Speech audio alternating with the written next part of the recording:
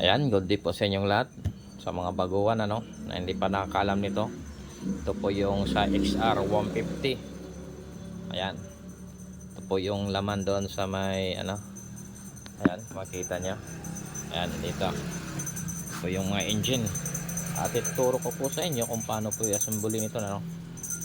Itong mga axle na ito at mga gearing at yung mga washer, mga collar. Ayan. Sa hindi pa nakasubscribe, para hindi nyo makalimutan, subscribe nyo na. Kung magustuhan nyo itong video na ito, pakiclick na lang ano, paki-share na lang. Okay, ngayon simula tayo dito ano, papunta rito. Ayan, tapos next natin dito, papunta doon at papunta rito. At yon yung sa right crankcase, ano yan, gear. Yan po, yung sa kicker. Okay, yung idle gear ng kicker gear pala. Yan, kicker gear yan. Okay, simulan natin ano. Okay, dito muna konting explain muna. Ayan, kung makita nyo, dito po makita nyo po yan. Ayan, ito po yung gear na hindi umiikot, kasabay po yan ng axle gear. Ito, kasabay po yan, umiikot lang yan kapag ang axle ay umiikot ano. Okay, dito makita nyo dito may ano po dito, circlip. Ayan, ayan, subukan nating assemblein. At ito, ayan, ito po yung next ano. Ano bang tama sa dalawa nito, ito or ito? Ayan, dito po, ayan, kung makita nyo, ipasok muna natin. Ayan, ayan, pumapasok yan. Baka sabihin nyo, yan na po ang tama. Hindi po yan tama. Ang tamang posisyon po, yan. Yan. Yan. Ito. Yan. Ito po yung tama. Dahil papasok po yan dito. Dahil palabas yan. Yan po yung posisyon. Yan. Ito naman yung palabas. Ano? Sa papuntang left. Yan. Okay. Kung magtatanong kayo kung may washer dito, mamaya ipakita ko sa inyo kung may washer dito. Ano? Kapag may gear dito, dito freewheeling, walang washer yan. Kapag freewheeling, ayan, makita niyo, 'di ba? Kapag freewheeling, walang washer po yan. Yan. Ayan, kasi may gear po dito. Okay, ito po yung tama. Ayan, pasok natin ano. Ayan, up. Ayan, yan po yung tama.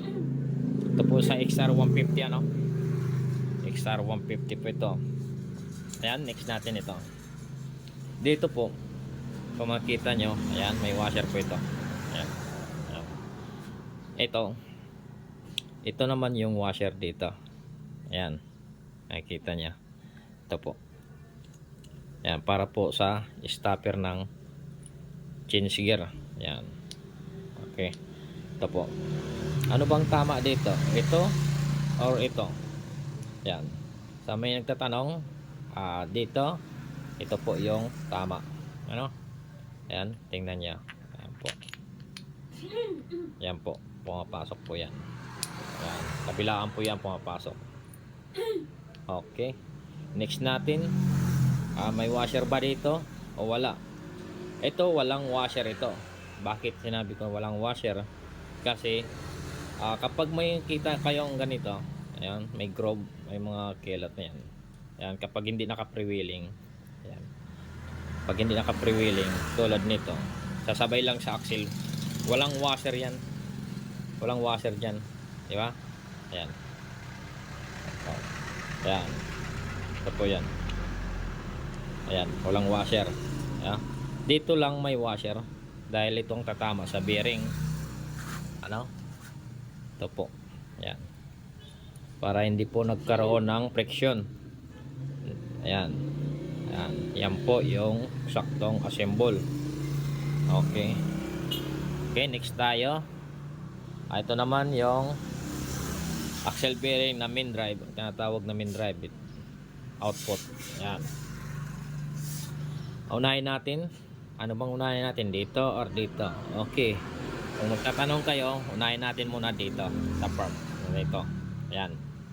Yung 5 na yan. Yan, ito. Yan. Ngayon, ano bang tama dito? Ito ba? Ayan. Ito ba yung tama? Sige nga. Or ito. Ayan. Ang tama dito, ito po. Ayan. Okay. Ayan, ipasok na natin. Ngayon, sa nagtatanong po, may washer ba dyan? Wala pong washer na ilalagay natin dito. Ito lang. Ayan. Yan lang po yung asimbol. Ano? Yan po yung tamang pag-asimbol. Okay. Next natin, tong washer. Ano? Dahil may washer po yan dito. Ayan. Ito. Kaparehas lang ito. Ayan. Okay. Ito po yung washer. Dahil yan po yung pinaka-stopper niya. Ano? Yan po yung stopper niya para hindi masyado ang friction. Tawag doon. Okay, next natin. Ito. Sa may nagtatanong, saan ba yung tama? Ito ba? Or ito? Ang tama dito, ito, kapag nakita nyo. Ayan. Dito po yan. Ayan. Ayan. Kung makita nyo. Ito po yung tama. Diba? Ito po yung tama. Okay. Tapos lagay natin yung collar kasi maluwang. Ayan. Dito po yan. Yan po yung collar. Yan. Ayan. Ayan po. Pasok na pasok yung collar. Okay. Ayan. Naka-prevailing na siya. Next natin yung washer. Okay. Ito yung washer. Kahit magkabaliktaran yan. Okay. Dito naman tayo sa side. Ayan. Makikita nyo. Ito po yung shift gear din. Ayan. Kung magtatanong kayo saan ba yung tama, saan ba may washer ba dito? Okay, may washer ito. Yung washer dito, ito yon. Ayan. Ito pang gitna, ito yung salas. Para dito yan. Yung tatlo na yan. Ayan. Ito, saan ba yung tama? Ito ba? Ito ba yung tama? Yan bang tama? Hindi yan tama. Ito po yung tama. Yan. Ito po yung yan.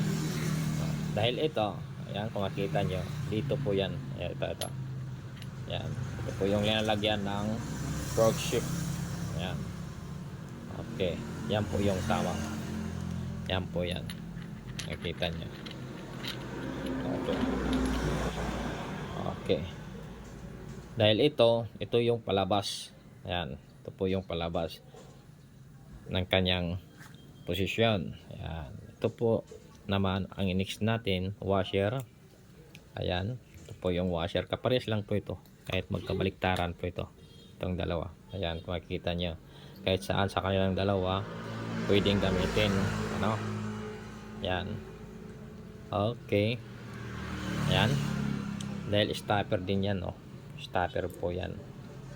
Naka-stopper niya. Ano? Yung washer na yan. Okay, next natin yung collar. Yan po yung collar. Oops. Yan po yung collar, ano. At ito naman yung ini-next natin. Saan ba yung tama dito? Ito ba? Or ito? Yung tama dito, ito po. Kapag makita nyo po, may palabas na ano dito, yun po yung tama. Dahil papasok po ito. Ayan o. Ayan. Nakita niya. Ayan po siya. Yan po ang tama. Hindi po ito. Ayan ha. Hindi po yan ha. Hindi po yan. Kasi magkaroon po yan ng konting clearance. Ito po yan. Papasok po. Ayan. Ayan. Ayan po siya. Ayan. Ayan. Ayan po yung sakto. Ayan kung nakita nyo. Ayan, pumapasok po yan. Okay. Next natin, itong washer na ito. Ayan. Ito po yan. Dito po yan ha. Sa mga XR 150 po. Hindi nyo makalimutan. Pag-subscribe. Ito. At ito yung next natin. Ito na yung bearing. Ayan. Pasok. Ayan. Para sa XR 150 po. Ayan po siya. No? Ngayon, next natin, ito. Kung may nagtatanong, bakit may sobra? Hindi yan sobra. Ito po, yung sa kicker gear. Ayan. Paano yan? Saan pa? Saan ba yung posisyon ng gear na yan? Yung posisyon ng gear na yan, dito po yan. Ano? Ah, una, ito. Lagay lang natin dito. Ayan. Makita nyo. Dito po yan, oh. Dahil sa kabilang, ano, sa right crankcase po, ito. Ano? Sa kabilang, ano, right crankcase po yan. Doon po yan. Kapag nailagay na po ito sa right crankcase, ayan, dito na po yan may ilalagay. Ano? Yan po yung sa right. Sa may right crankcase. Doon sa may kicker gear yan. Ano? Ngayon, ituro ko muna kung paano yan ilagay doon. Ano? Okay. Ito po yan, ha. Papakita ko sa inyo. Ayan. Kung makita nyo. Ito. Ayan. Dito po yan. Sa right. Ayan. Sa right. Crankcase po yan. Sa kicker. Ayan. Ngayon, pasok muna natin. Subukan natin, ano. Para makita nyo. Para makita nyo, no. Pasok muna natin.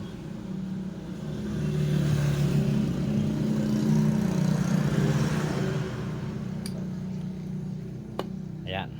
Ayan, di ba? Kapasok na. Ngayon, pakita ko sa inyo kung saan yan nakalagay. Ayan. Ito. Nakita nyo na. Ayan. Ito po yun. Ayan, ha. Unahin natin yung washer. Ayan. Unahin natin yung washer, ano. Ito yung washer. Lagay natin yung washer. Tapos, yung cooler.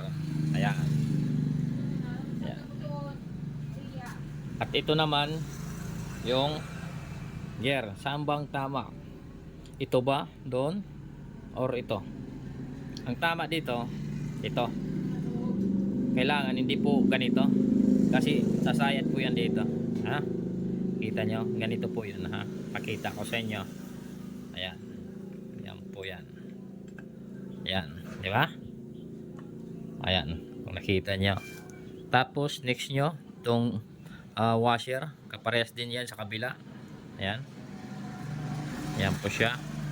Tapos, circlip. Ito po yung circlip. Ano?